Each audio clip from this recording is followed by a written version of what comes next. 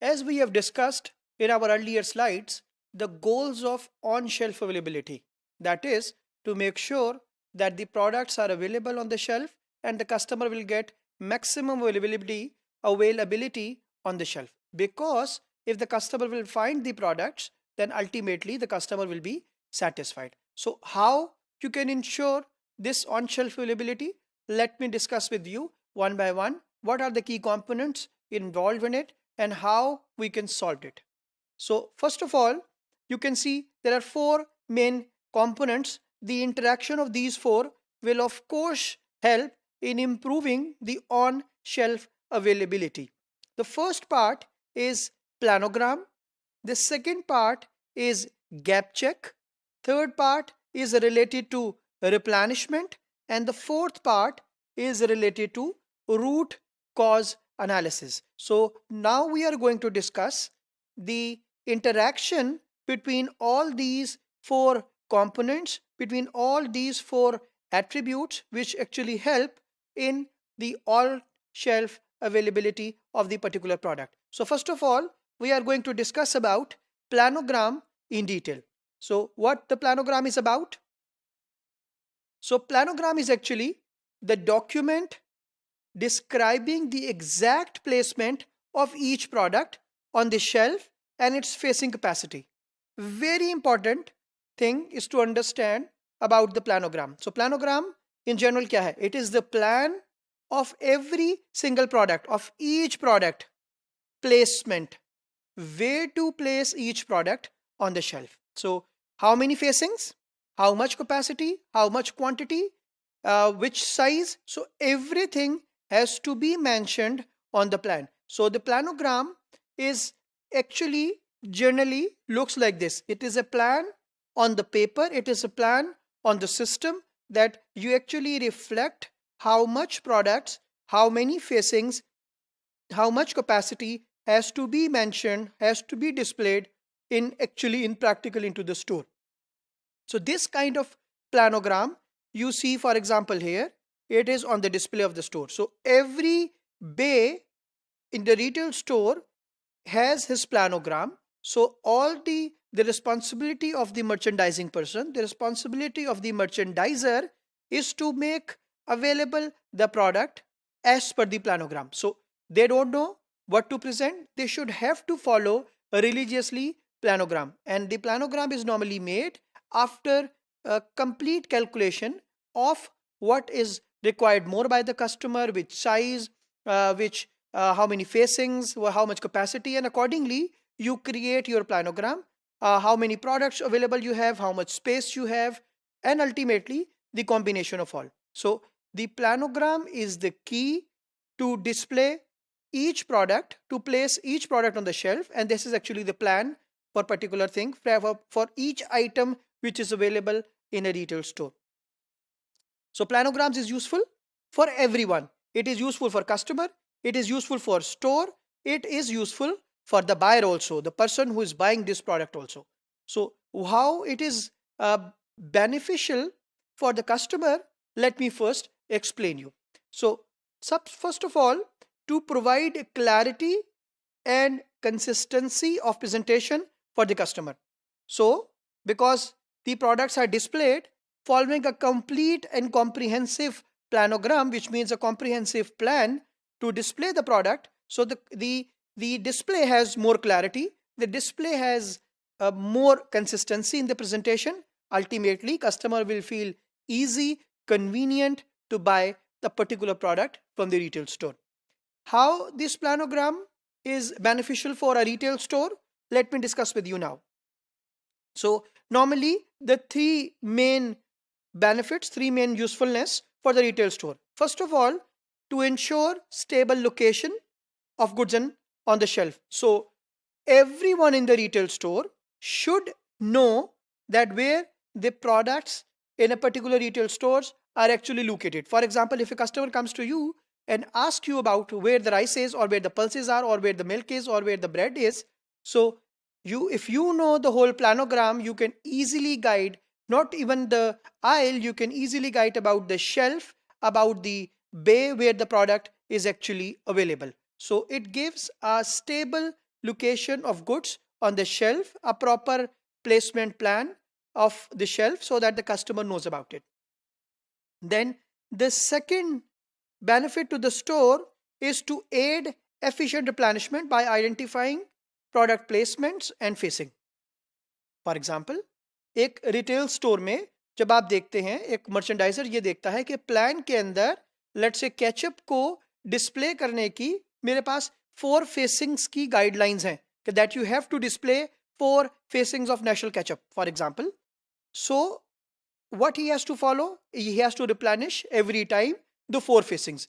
He cannot by himself can change, can reduce or can increase the number of facings of, let's say, National or let's say Shangri-La or maybe any other brand.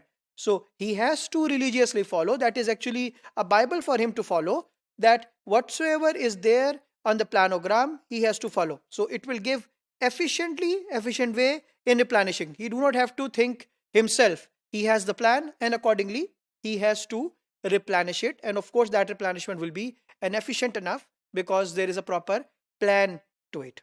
Then you have the third benefit to the retail store is to avoid hidden gaps and therefore help the store controller to carry out accurate gap checks.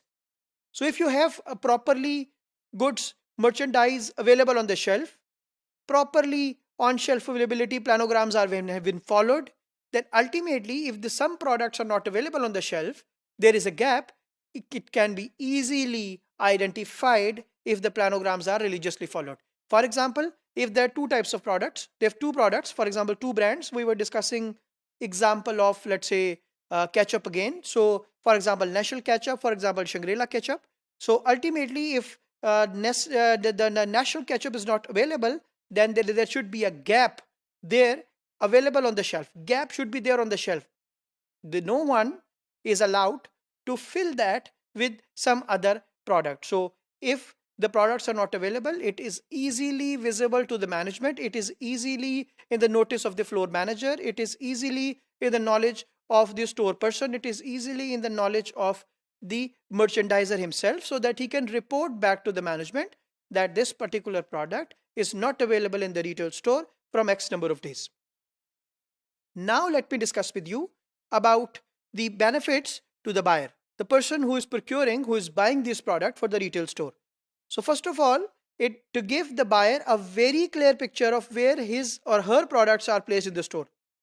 So to the buyer, because the buyer is not in the store every time, but if he has the plan in front of him, he can easily track back what is the clear picture which should be on the shelf. So he can easily see what was the plan and what is actually implemented. So both things will give him a very clear picture. Second, about providing the accurate data for analysis purpose, analysis procedure.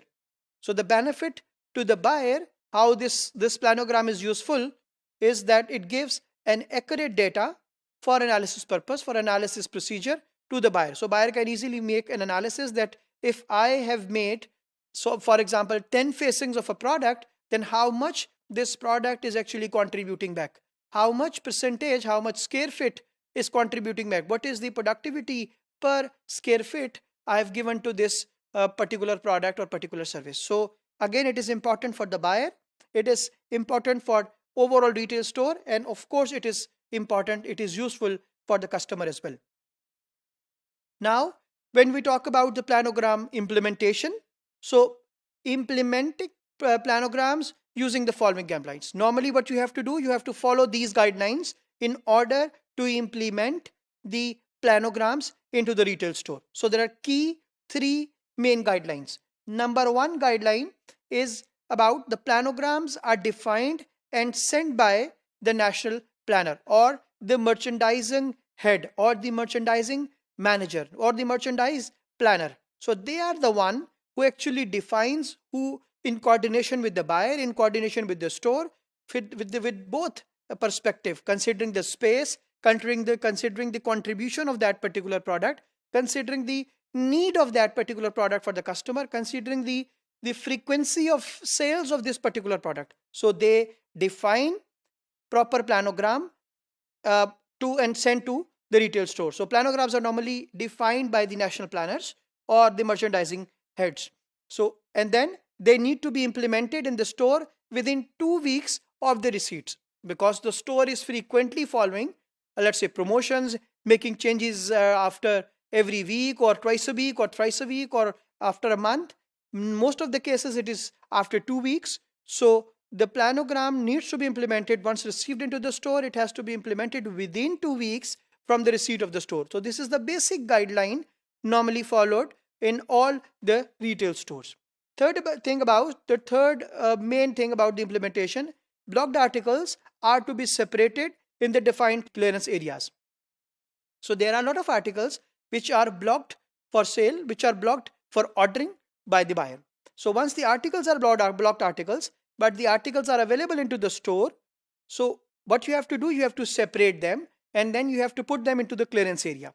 So they should not be available on the main planogram shelf, on the main shelf. So what you have to do, you have to separate them and you have to put them onto the clearance area. If you do that, of course, you can liquidate these articles from that particular area. So normally in the planogram are the active articles which are normally available for the customer to sell.